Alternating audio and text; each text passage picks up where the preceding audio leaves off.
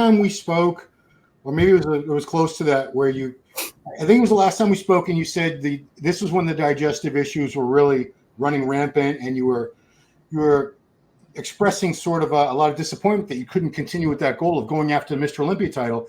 And I'll be honest, Flex, in my head at the time, because I know Ramy was champ at the time we were having that conversation.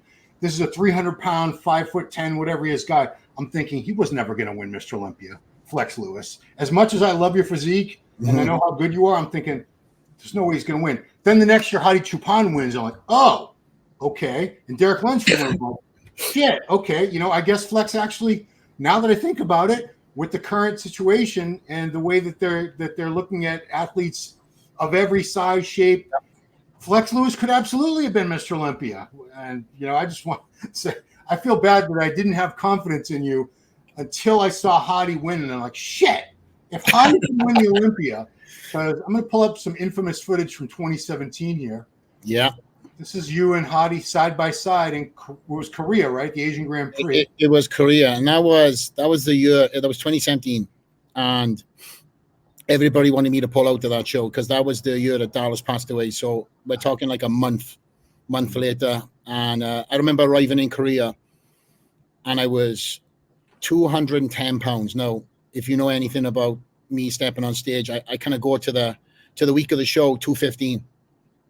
And I kind of suck in the last final pounds with water manipulation and carb adjustment and everything else. Neil was not here for this show. I think he was in a show with William Bonac. So I went there alone, and I kind of, which is unlike me, I kind of locked myself in the room, and there's a lot of tears from the Dallas situation. But I've not really talked about this time too much because it was a dark time, and I kind of brushed that 2017 year off by not being who I know I can be. Mm-hmm. So that's the reason why I decided to come back in 2018 and just make sure that I ended my career on a bang and in the best form. And whoever was there was there. I was going to end my career at the Mr. Olympia stage, and so much so, we had the chiming in of different athletes, come to this show after the Olympia and I will meet you here. It's like, listen, I've said this for a whole year. Mr. Olympia is where I'm going to end my career. I'm not getting choked up. Mr. Olympia is where I will end my career. And of course, coming close to the show, you start seeing stuff. And I'm like, I'm that athlete too. It's like, okay, keep talking shit. I'll come to that country. I will.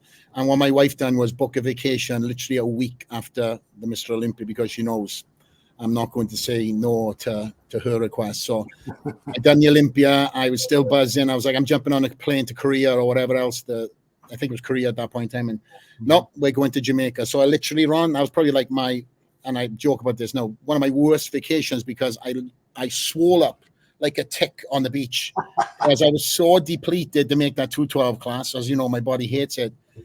I inflated in the sun lounges on Jamaican beach. So I couldn't do anything. I couldn't swim. I was so pumped up. But anyways, my wife had her vacation, right?